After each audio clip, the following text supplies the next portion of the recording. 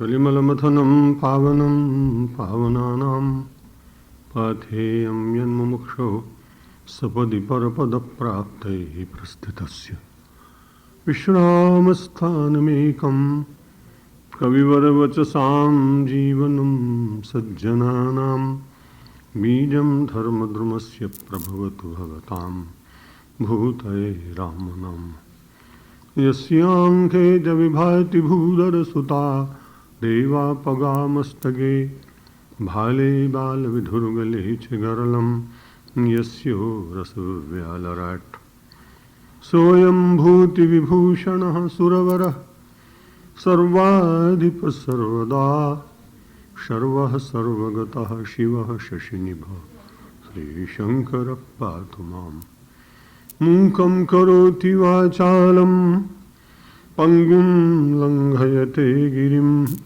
यत्कृपातमहं वन्दे परमानन्दमाधवम् वसुदेवसुतं देवं कंसचाणूरमर्दनं देवकी परमानन्दं कृष्णं वन्दे जगद्गुरुं नमो ब्रह्मण्यदेवाय गोब्राह्मणहिताय च जगद्हिताय कृष्णाय गोविन्दाय नमो नमः। नारायणं नमस्कृत्य नरं चैव नरोत्तमं देवीं सरस्वतीं व्यासं ततो जयमुदीरयेत्। परम सम्माननीय अनुभववृद्ध विवेकी श्री बाबूजी, परम सम्माननीय विदुषी मातृस्वरूपा सरला बहन जी, श्रीकांत मंत्री जी, विन्नानी जी, अन्य ट्रस्टीगण, अन्य सभी संस्थाओं के अधिकारीगण, बंधुओं और मातृशक्ति, अपनी स्वाध्याय यात्रा के पूर्ण होने से एक दिन पूर्व कल हम सब लोग इसको विराम देंगे। बहुत विचार था कि ग्रंथ को बहुत आगे तक ले जा सकेंगे, लेकिन जैसी भगवान की इच्छा। मैं समझता हूँ कि अमृत का घूंट जिधर से भी पिया जाए, जितना भी पिया जाए, वो उतना ही कल्याणकारी है। बात तो सब भगवान आदि शंकराचार्य की है। मेरा काम तो कि एक माली का काम है। उद्यान में से पुष्पों का चयन करना, एक गुलदस्ता बना के आपके सामने रख देना। माली बहुत अच्छे अच्छे हैं, मुझसे भी श्रेष्ठ होंगे, मुझसे भी अच्छे गुलदस्ते बना सकते होंगे, लेकिन मैंने अपनी क्षमता के अनुसार प्रयत्न किया है। भगवान शंकराचार्य के पुष्प हैं, जो भगवान ने बुलवाया, बुद्धि देने वाला भगवान है। निमित्त बनकर केवल चिंतन के कणों को एकत्र कर, प्रसूनों को एकत्र कर आपके सामने समुपस्थित करने का कार्य निमित्त बनकर भगवान ने मुझसे कराया है। कल उसे अधिक मास की, कल पूर्णिमा है, ये भी योग की बात। कल अधिक मास की पूर्णिमा है, शुक्ल पक्ष की, और हम सब लोग कृष्ण पक्ष से शुक्ल पक्ष की तो यात्रा कर रहे हैं। रजोगुण और तमोगुण से हटकर जीवन में शुक्लता, शुभ्रता, सात्विकता, ये सब हमारे जीवन में आ जाए, यही तो हम सब लोगों की एक सात्विक इच्छा है। और कल एक महापुरुष का जन्मदिवस है, महात्मा गांधी जी का, जिन्होंने विश्व को आचरण के द्वारा धर्म कैसे जीवित रखा जाता है उसके एक बड़े ज्वलंत प्रमाण थे। उन्हें शास्त्रों का और संस्कृत भाषा का ज्ञान कम था। अपनी इस कमजोरी को उन्होंने कई बार अपने भाषणों में स्वीकार किया। लेकिन ये बड़ी अद्भुत बात है कि भाषा, शब्द, इन सब के अभाव में भी आचरण कितना बोलता है, और केवल एक देश में नहीं बोलता, विश्व में बोलता है। इसके भी जीते जागते प्रमाण। गत वर्ष जब मैं साउथ अफ्रीका गया था तो मेरा तो वहाँ कोई परिचय नहीं, लेकिन बहुत सारे भारतीयों ने, जिन्होंने वहाँ के पूर्व राष्ट्रपति मंडेला जी की मदद की थी, उन लोगों ने कहा कि हमारे अत्यंत पूज्य महात्मा आ रहे हैं। मंडेला जी ने कहा कि मैं उपस्थित रहता, लेकिन मुझे किसी दूसरे देश में कार्यक्रम, लेकिन वे गांधी के देश से आ रहे हैं। कैसी उनकी अटूट निष्ठा है। जब भी कभी कोई अच्छी बात आती है तो आज भी प्रत्येक स्थान पर महात्मा गांधी का गुणगान करते हैं। और गांधी जी के दर्शन मुझे नहीं हुए, पर गांधी के देश से जाने के कारण पहला देश है जहां मैं विमान से उतरा और मुझे रेड कारपेट मिला। मैंने मन ही मन महात्मा गांधी जी को प्रणाम किया कि एक महापुरुष बाद में आने वाले संतों के लिए कितना बड़ा मार्ग खोल देते हैं। सीधा मैं प्लेन से उतरा, गाड़ी में मुझे बिठा के ले गए, जहां वीआईपी लॉन्च है वहां ले गए। प्रेस रिपोर्टर्स मिले, टीवी के लोग मिले, वहां की संस्थाओं के लोग मिले। मैं मन ही मन विचार करता रहा कि कोई गृहस्थ सन्यासी भी संसार में अपूर्व कार्य करके जा सकता है। सन्यासी वो नहीं होता है जो केवल वस्त्र ही पहने, वे भी प्रणम्य है परंपरा के अनुसार।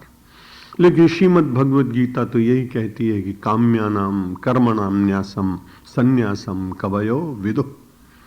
विद्वान लोग उसको श्रेष्ठ सन्यासी मानते हैं, काम्यानाम कर्मणाम न्यासम, जो अपनी कामनाओं को कम करते हुए विश्व की कामना में अपनी कामना को समर्पित करते हुए लाखों और करोड़ों लोगों की जो आवश्यकताएं हैं, जो पीड़ा है, जो दर्द है, जो जीवन के संकट हैं, उनके निवारण करने के लिए अपनी प्रतिभा, अपनी ऊर्जा, अपनी शक्ति, अपने ज्ञान, अपने भगवान के ऊपर उतरी हुई कृपा को, समष्टि को दान करते हुए जो जीते हैं, वे बड़े भाग्यशाली। आइए विवेक चूड़ामणि में पुनः प्रवेश करने से पहले भगवान का पवित्र नाम ले लें। श्री राम जय राम जय जय राम।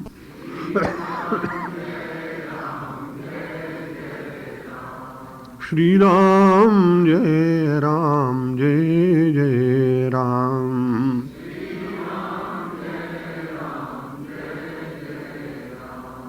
श्री राम जय राम जय जय राम।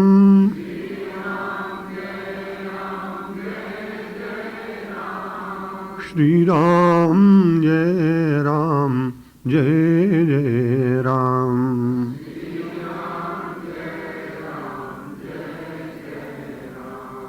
जय शिव शंकर जय शिव शंकर जय शिव शंकर। प्राय सभी लोग अपने प्रवचन से पूर्व मंगलाचरण में भगवान के किसी न किसी पवित्र नाम का उच्चारण कराते हैं। गोस्वामी तुलसीदास जी महाराज मानते हैं कि परमार्थ की जिसको सिद्धि करनी हो उसे परमात्मा के नाम का आश्रय लेना चाहिए। राम नाम अवलंब बिनु परमारथ की आस, तुलसी बारिद बूंद गई चाहत चढ़न आकाश। मेघ में सी बरसती हुई बूंदों को पकड़कर कोई आकाश में आसन लगाना चाहिए, संभव कभी नहीं। जैसे मेघ की बूंदें पकड़कर कोई आकाश में अपना आसन नहीं लगा सकता, वैसे ही परमात्मा का नाम का आश्रय लिए बिना परमार्थ की सिद्धि कोई करना चाहे तो उतना ही कठिन और असंभव होगा। क्योंकि नाम के भीतर जो अद्भुत शक्ति है, जिसका परीक्षण प्राचीन ऋषियों से लेकर और महात्मा गांधी जी तक और विनोबा भावे तक लोगों ने किया है, उनके प्रमाण और उनके अनुभव हम सब लोगों के लिए पर्याप्त हैं कि उसमें से हम प्रेरणा ले सकें। और इसीलिए हमने और आपने मिलकर भगवान का पवित्र नाम लिया। साधनान्यत्र चत्वारि कथितानि मनीषिभिः येषु सत्सेव सन्निष्ठा यद भावे न सिद्ध्यति। जिज्ञासु के लिए जो नाना प्रकार के साधन कहे गए हैं, उनमें सबसे पहले निष्ठा बहुत आवश्यक है। और यदि निष्ठा न हो तो यद अभावे, उस निष्ठा के अभाव में न सिद्ध्यति, आत्मदर्शन नहीं होता है। कई बार आपसे निवेदन किया जा चुका है कि हमारे परमार्थ के ग्रंथों की सिद्धियां भिन्न हैं और तंत्र शास्त्र की सिद्धियां भिन्न हैं। अन्य प्रकार के योगियों की सिद्धियां भी भिन्न हैं। जिन सिद्धियों का वर्णन किया गया है वे किसी काल में सत्य रही होंगी, इसलिए उनको नकार नहीं सकते। जिनमें अणिमा, गरिमा, लघिमा, प्राप्ति, ईशत्व, वशित्व, इन सब का नाम आता है। लगभग इसके प्रमाण अब आज के युग में मिलते नहीं, प्राचीन काल में निश्चित रहे होंगे, क्योंकि उस प्रकार की उतनी साधना, उतना मनोनाश, उतने स्वार्थ का त्याग, उतनी बड़ी तपश्चर्या, उतनी तितिक्षा वे सब लोग कर सके होंगे और विधान पूर्वक मंत्रों का जप किया होगा, इसलिए जरूर सिद्धियां मिली हों। उसमें विधान का बहुत महत्व है, लेकिन परमार्थ और आत्म तत्व में एक बार विधान का पालन न भी हो तो उसमें कुछ हानि नहीं होती। उसमें यदि विधान में कहीं भूल हो जाए तो हानि हो जाती है। इसलिए उस सिद्धि को प्राप्त करने के लिए पूरे विधान की जानकारी जिसको हो उसी से ही मार्गदर्शन लेके करना चाहिए, नहीं तो कई बार उसका परिणाम उल्टा भी होता है। वहां तो शब्द भी कई बार व्यक्ति को हानि पहुंचा देता है। एक व्यक्ति की दुर्गा सप्तशती में प्रिंटिंग मिस्टेक हो गई और उसे संस्कृत भाषा का इतना ज्ञान नहीं बेचारे को, और वो निरंतर पाठ करता रहा और पाठ करते करते रक्षतु शब्द होना चाहिए, पर वहां भार्याम भक्षतु भैरवी, वो रोज यही पाठ करता रहा। अब भैरवी ने सोचा हुआ कि पत्नी बहुत तंग करती होगी, इसलिए इसको कल्याण करना चाहता है, और रोज पढ़ता रहा भार्याम भक्षतु भैरवी, भार्याम भक्षतु भैरवी। और कई महीनों के बाद बिना अस्वस्थ हुए अचानक उसे पत्नी का वियोग हुआ। बड़ा मन को कष्ट हुआ, मैंने इतनी आराधना की, क्या घट गया। तब कोई सज्जन मिल गए जिन्हें अच्छी तरह से दुर्गा सप्तशती की महिमा ज्ञात थी, शब्दों के उच्चारण ज्ञात थे। उन्होंने कहा तुम तो बड़े उपासक, ये सब घटना कैसे घट गई, मैं भी बड़े आश्चर्य में हूं, कैसे पाठ करते हो, कौन से ग्रंथ से करते हो। ग्रंथ दिखाया तो उसने कहा भाई इसमें तो तुम्हारा ही दोष है, क्योंकि तुम इसकी पूरी विधि बिना जाने और शब्दों का उच्चारण बिना जाने, बिना अर्थ समझे यूं ही पाठ करते रहे, तब ऐसा हो गया कि भार्याम भक्षतु भैरवी। लेकिन राम नाम में कभी किसी का अकल्याण नहीं, परमार्थ की साधना में, आत्मज्ञान में किसी प्रकार का कोई भय नहीं। इसलिए भगवान श्री कृष्ण ने मुझे और आपको बड़ा आश्वासन दिया। कोई बड़ा व्यक्ति आश्वासन दे दे तो आदमी को बहुत अच्छा लगता है और दूने उत्साह से व्यक्ति चलता है। छोटा बच्चा गिर जाता है, दादा और दादी कहते हैं, माता पिता कहते हैं कि देखो चींटी मर गई, अरे तुम तो बड़े अच्छे हो। जो आदमी घोड़े पर बैठता है वो कई बार गिर जाता है, फिर खड़े हो जाते हैं। बच्चे को बड़ा अच्छा लगता है कि मैं तो बड़ा उत्साही हूं, पहलवान हूं, घोड़े से गिर गया ऐसा मानता है। भगवान श्री कृष्ण हम जैसे बाल मन वालों के लिए बहुत बड़ा आश्वासन देते और कहते हैं इस अध्यात्म के मार्ग पर चलकर कभी निराश मत होना। नहीं कल्याण कृत कश्चित दुर्गतिम तात गच्छति, तात शब्द का प्रयोग किया है। जैसे कोई पिता अपने बालक को समझाता है, उसकी पीठ पर हाथ रखता है, उसके मस्तक पर अपना आशीष वरद हस्त रखकर कहता है घबराओ नहीं, चिंता मत करो, मैं तुम्हारे साथ हूं ना, जहां भी कोई कठिनाई होगी मैं तुमको आश्वासन दूंगा। भगवान आज तात कह रहे हैं अर्जुन को और कहते नहीं कल्याण कृत कश्चित दुर्गतिम तात गच्छति। हे मेरे तात, मेरे सखा, मेरे प्रिय, मैं तुमको विश्वास दिलाता हूं कि आज तक संसार में इस अध्यात्म के मार्ग पर थोड़ा भी कोई चला हो, लेकिन इसमें दुर्गति का दर्शन नहीं, इसमें तो सुगति का दर्शन है। ये तो व्यावहारिक दृष्टि से देखें तो मिठास जहां से प्राप्त होती है, गन्ना है, चाहे जिधर से आप उसे खाएं उसमें मिठास ही मिलेगी।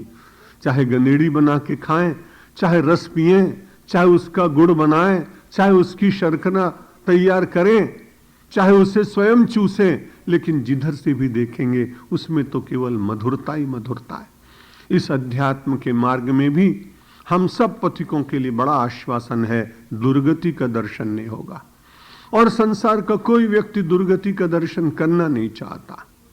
संसार में दुर्गति बहुत पीड़ादायक होती है, सुगति का मार्ग सबको अच्छा लगता है।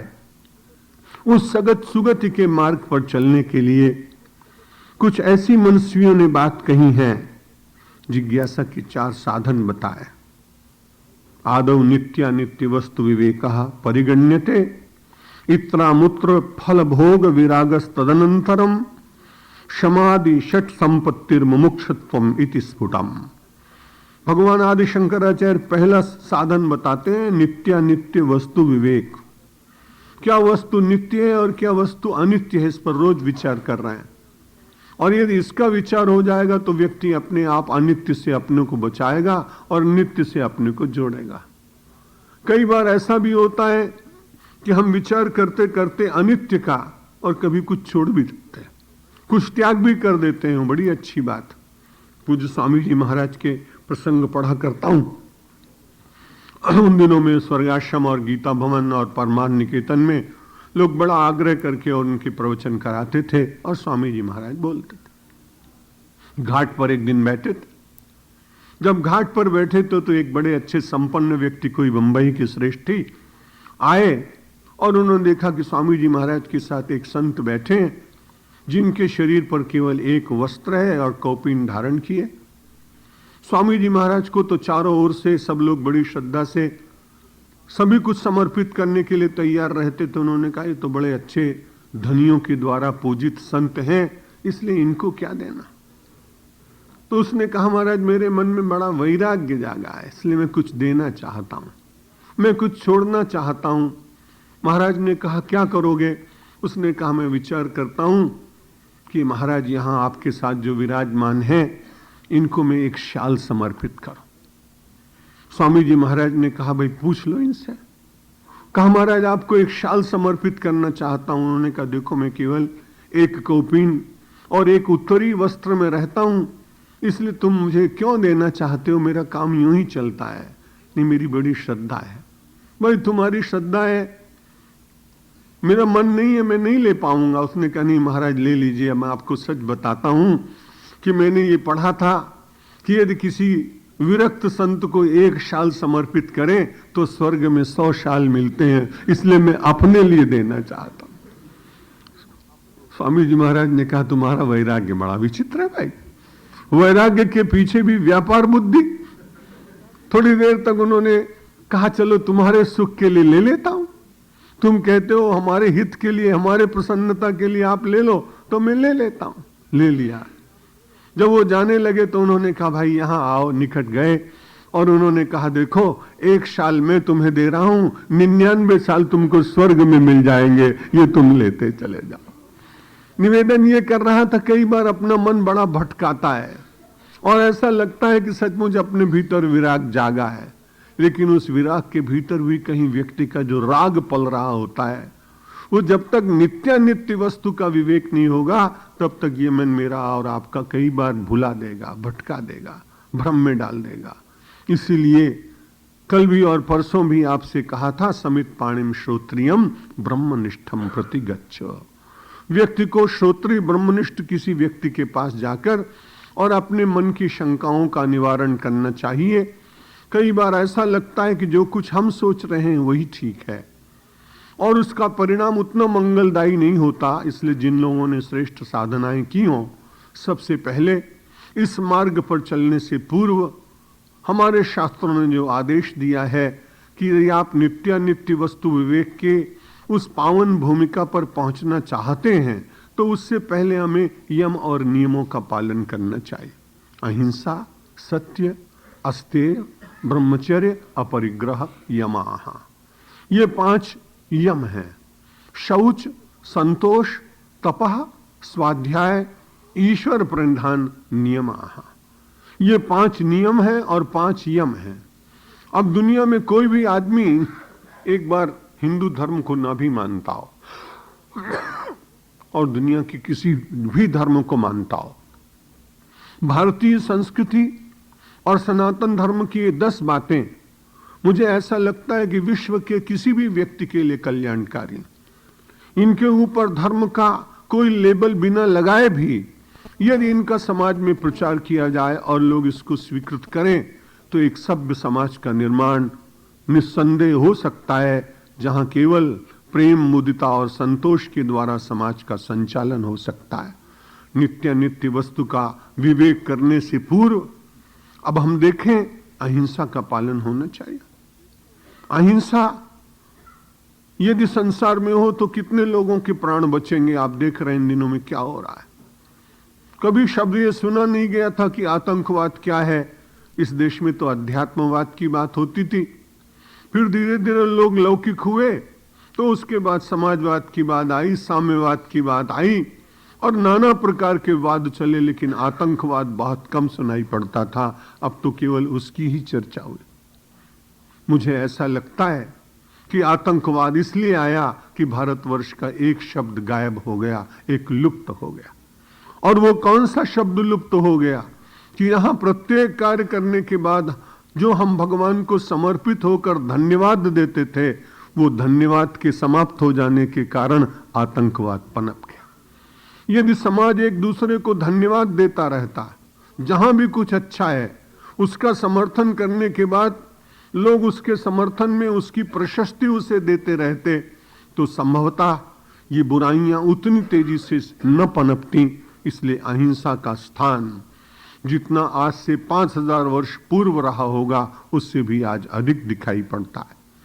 और अहिंसक व्यक्ति कायर नहीं होता है। लेकिन एक बात ध्यान में रखने की है कि अहिंसा किन लोगों का भूषण है और अहिंसा कहां तक पालन होनी चाहिए।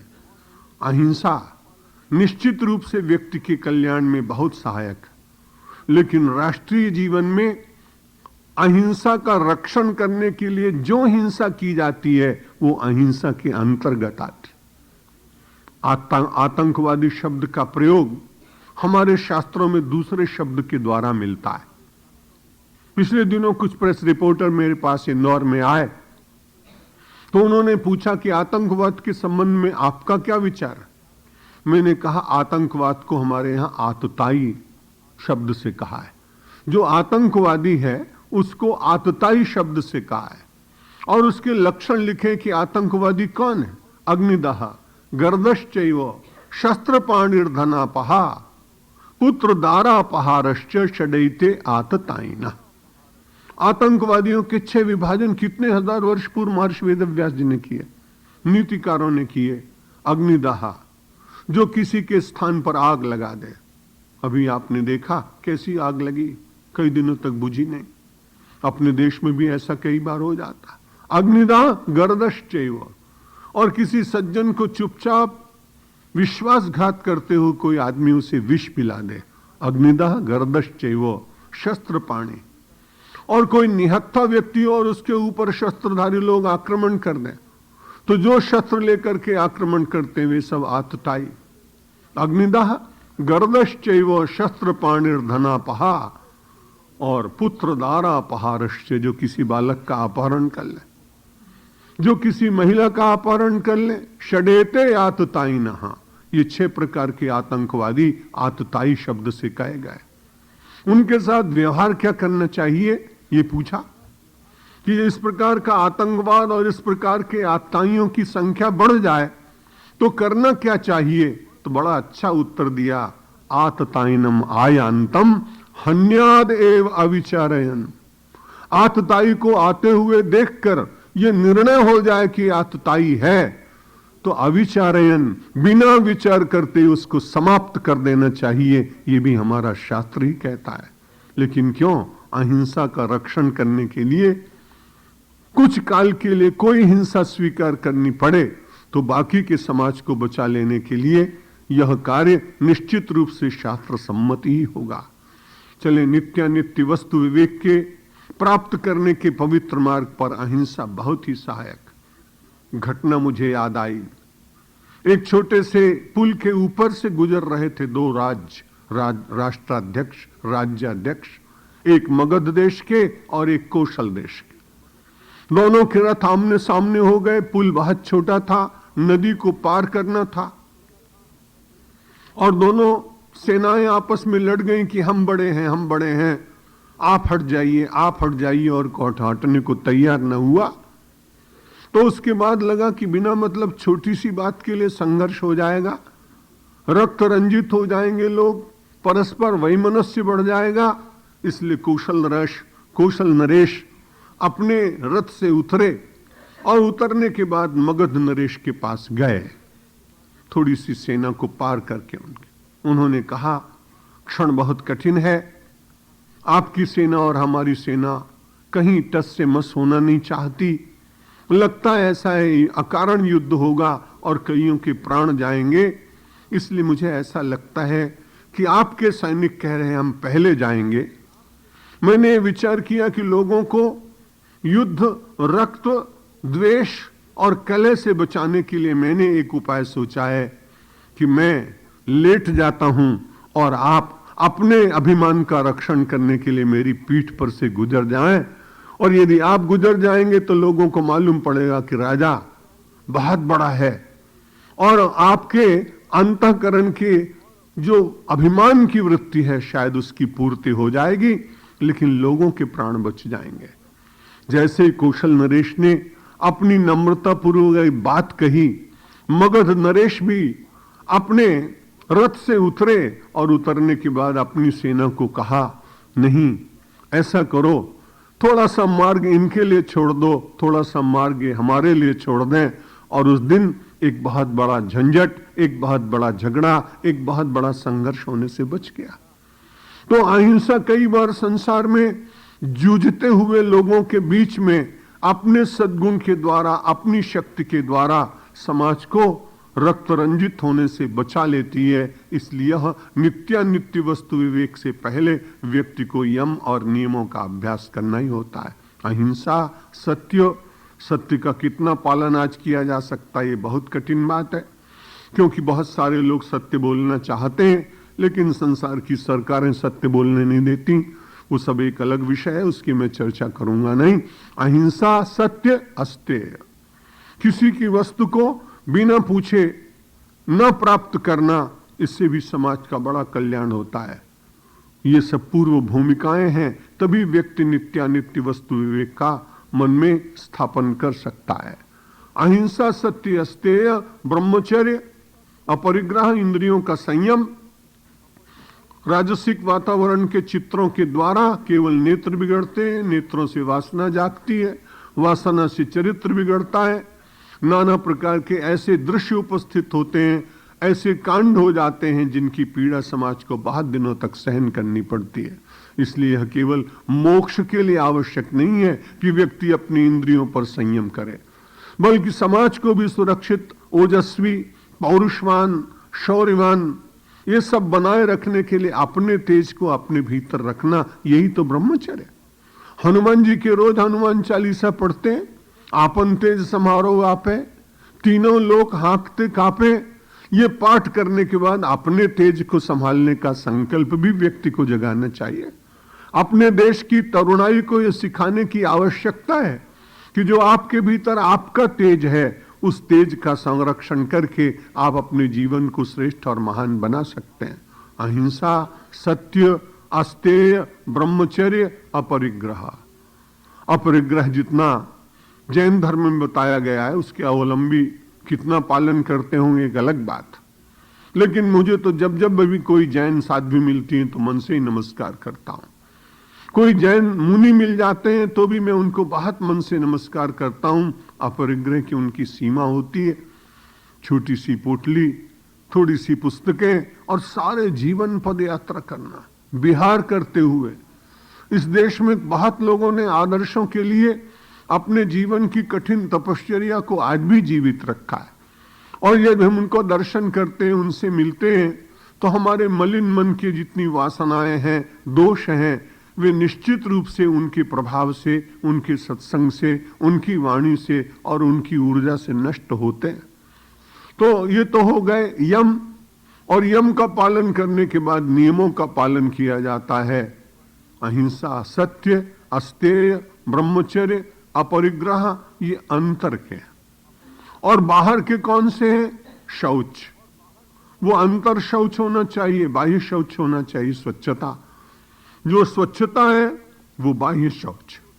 जो अंतर शुचि है, किसी के प्रति द्वेष का भाव जागा और उससे कुछ हम उसका कर नहीं सकते, एक माला जपें और भगवान से प्रार्थना करें कि अकारण 5 क्षण तक मेरा मन अशुद्ध क्यों रहा, इससे क्या मिलने वाला।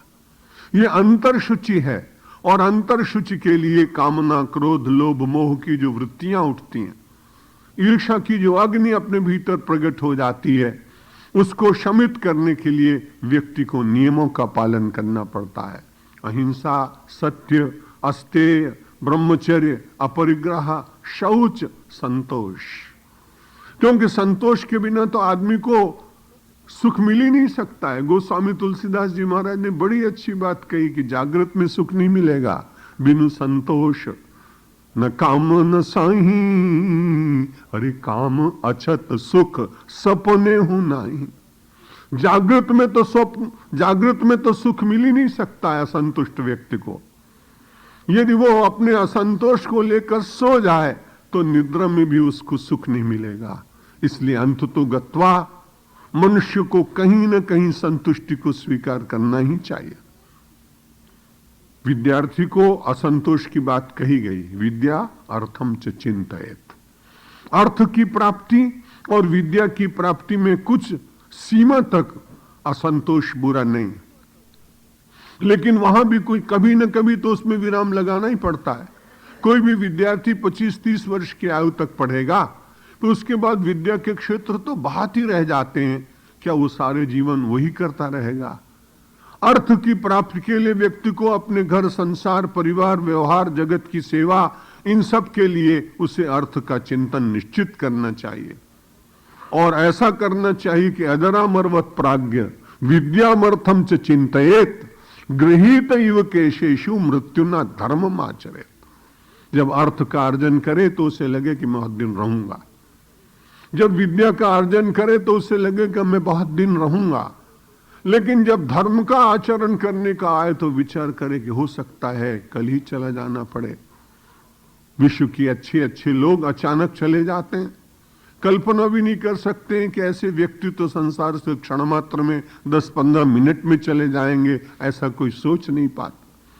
इसलिए जब व्यक्ति को धर्म का आचरण करने का विचार करना है तो उसे काल का भी स्मरण करना चाहिए।